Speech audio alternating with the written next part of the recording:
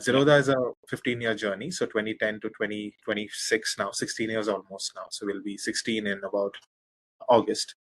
But in 2010, when we started, I think Nitin put it out yesterday on his Twitter that, the idea was to really hit a X crores and milestone and then, retire. But he never assumed that, or at least I don't think he still, probably contemplates the fact that, we are where we are today. I think it's a massive business. We're no longer probably a classical startup. I think, we're a grown up fintech, but we'd like to believe that we're still a startup and the culture is still the same. So 2010 is when Zerodha really started, but Nitin has a 25-year journey in total. So there's a 10 years before Zerodha as well, where Nitin was really trying and figuring the sub brokerages and a bunch of other things that he was trying. 2015, 2016 is when the business really started growing because of obviously Aadhaar and Geo and mobile penetration, and all of that really helped digital onboarding, for example, at least get the business going a little bit more faster. So, obviously the business started making some money, which is when Nitin decided that, hey, I think if you're going to be able to make some money, some part of that, which is 10% of the net worth, should be able to go towards startups, which is, is very important for the country.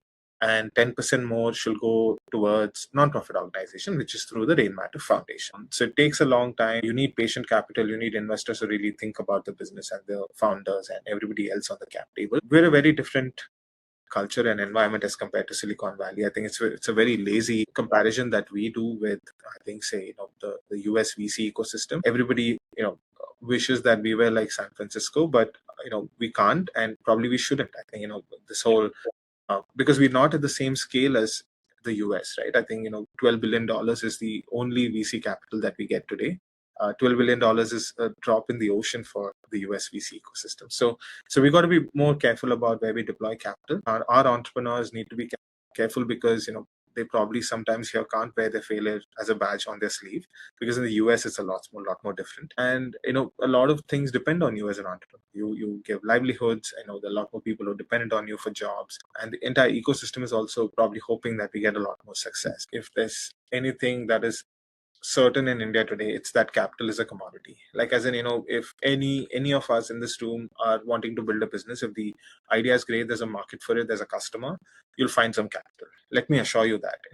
We're not a country of 2010 where for you to really pitch to a business or pitch to a VC and get money, it would take you years. I think you'll find capital from some family office, somewhere. I think, there's so many government schemes. There's somewhere you'll get an opportunity to start a business. What really differentiates a fund and say a capital today is what else it comes with. So one, like I said, it is patience. Is that, are you willing to wait longer with the entrepreneur so that you both can get lucky at the same time? Because it takes time for you to get lucky. And for every entrepreneur, every startup, the point and the question really is, at what point do we get lucky? Like Zerodha got lucky in 2016. So all of these startups need to wait until a particular time where they get lucky. And sometimes things are not under their control. So what we are saying is we are okay to wait it out and with you until that point. That is one. The other thing is, we're trying to figure out what else we can help our startups with. So could be hiring, could be ecosystem, could be giving them visibility, could be talking about them, could be positioning them, could be connecting them to the right people, and most importantly, also getting them customers. I spend a lot of my time trying to find all of our startups one more customer in a month, because all of those are underrated parts of the job. Everybody might feel being an investor is super cool. I don't think it's a cool job at all, because I think speaking to somebody and evaluating a business and putting money in it is probably the most boring job that you have out there once you've done it. If you are building a startup, my advice, which I've learned from a bunch of the founders and entrepreneurs and investors, is that at the idea stage, it is very difficult for anybody to believe in you. And while the idea might be great, there's a market for it. You really have to go get customers so that, you can show that, here is a demand for a product that I've built. There is proof. So no investor can point out and say, where's the customer? So I'd say if you're building something in these sectors, if you want to get some support from Rainmatter, go build it out. I know it's difficult to do sometimes without external funding, but find some resource, because that resourcefulness is also a signal for us. If your friends and family are backing you, it's also a signal for us. And if you're able to go get customers without external money, that's also a signal for us.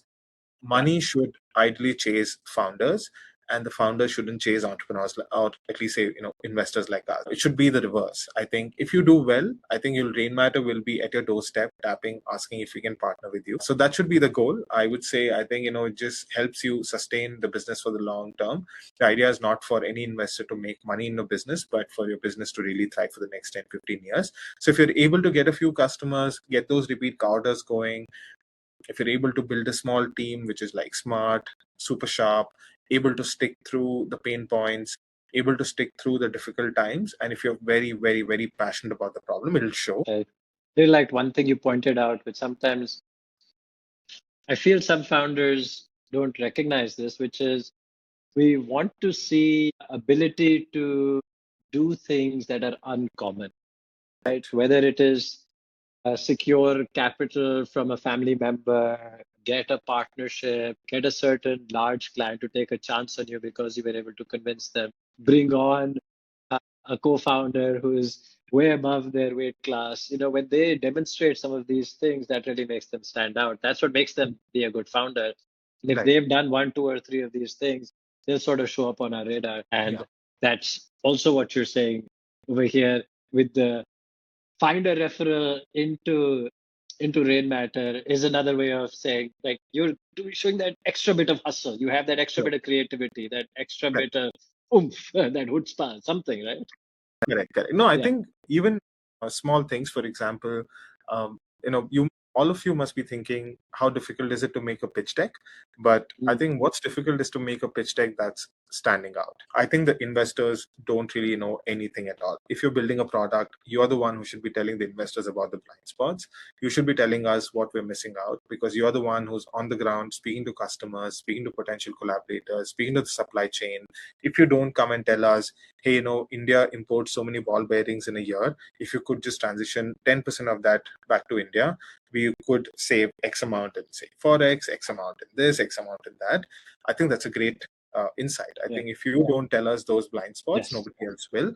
So it's up to you to really go deep into that one particular sector, that one particular problem, and tell us what we're missing, because it's impossible for the investor to really go deep into all these problems. I think if you need an investor, I think at the end of the day, you're going to be married to this investor for a long time. So please work with somebody that you can actually work with. Understand that, through the tough times and the good times, you'll have to spend some time with this investor. So wherever possible, pick investors who know a little bit about your industry, who can add some value beyond just the capital. Obviously, it's not possible all the time, because, say, you're building some niche product. There's nobody out there who's really, really deeply understanding of that product or that sector. In that case, it's okay. But say you're building in fintech, you'd rather take money from a strategic investor